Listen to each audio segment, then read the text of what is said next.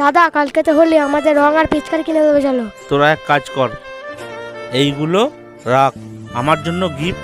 যে যত তাড়াতাড়ি আনতে পারবে তাকে তত বেশি রং কেনার জন্য পয়সা দেবো আমি, ঠিক আছে? দাদা এ নাও তোমার গিফট।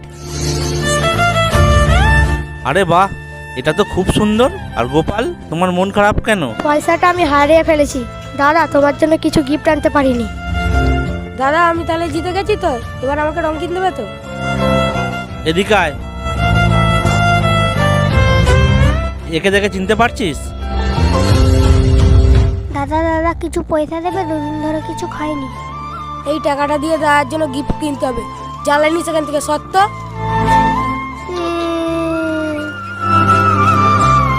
দাদা দাদা দুদিন ধরে কিছু খাইনি, কিছু পয়সা দেবে? এ তো দুদিন না খেয়েই আছে, টাকাটা একই দিদি, দাদাকে অন্যদিন গিফট কিনে দেবো। এলে তুই যে দুদিন ধরে কিছু খাইনি, সেই টাকাটা নে কিছু খেয়ে নিবি। রূপম শোন ভাই, কেউ বিপদে পড়লে তাকে আগে সাহায্য করতে হয়, এরকমটা করতে নেই। এই পয়সাগুলো রাখ, তোরা দুজনে রং কিনে নিবি, ঠিক আছে? দাদা হ্যাপি হোলি। হ্যাপি হোলি।